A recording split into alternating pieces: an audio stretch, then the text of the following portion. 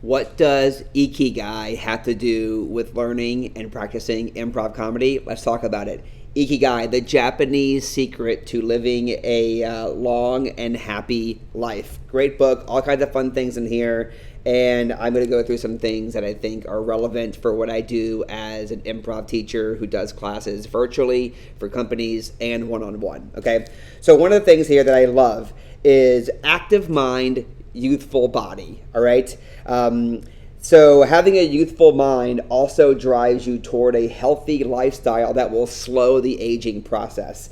So yeah, you can do puzzles, you can play Wordle, sure. But what if you did something that got you on your feet and also required a community of people who were also learning it? What if you did something that was way more challenging that also maybe did some work undoing maybe some of the not so great habits you have? Like a lot of adults aren't curious anymore. They get older, they think they know everything, they stop being open-minded.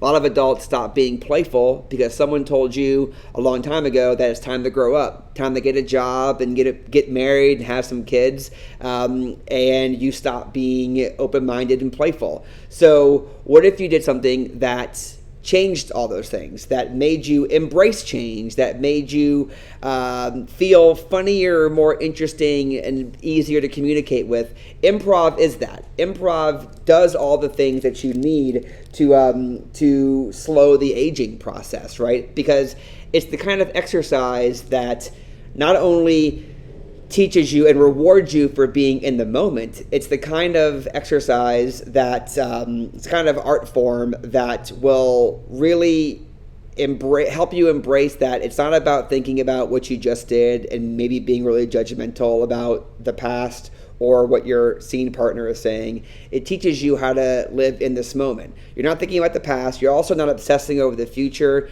You're not really handcuffed by this thought of like, am I doing this right? You're just doing it. You are in this moment. You are living your life. And improv teaches you how to do that. And when you learn how to do that, all the other things I said in the beginning of this video all start to merge together. Because when you're the kind of person who is actually living in the moment, you are not critiquing everything all the time. You are not set in your ways. You are not saying no to new things just because you're not great at them.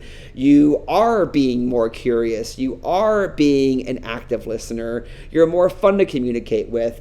Really, improv is the most active and funny way of slowing down the aging process. Learn improv, practice improv on a regular basis. You will have more youthful energy. Here's more from Ikigai.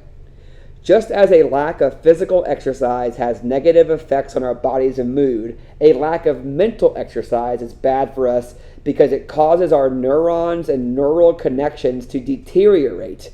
As a result, reduces our ability to react to our surroundings.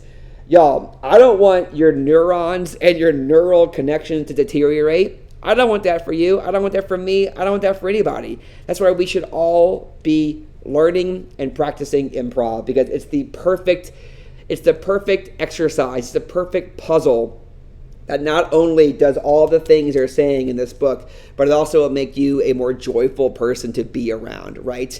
And I mean, it's just so important to give your brain a workout, and improv is that workout. It also will create new opportunities for you in terms of speaking with more confidence. So I'm not sure if you're the kind of person who's like dreading that job interview or that first date or that networking opportunity, whatever it is. Improv also gives you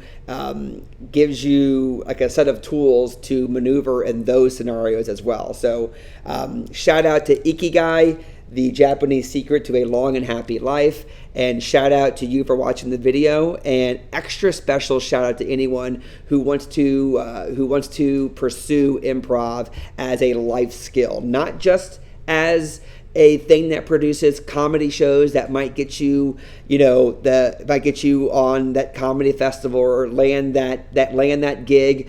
I mean, that's great too. But really practicing improv as a life exercise. Shout out to y'all.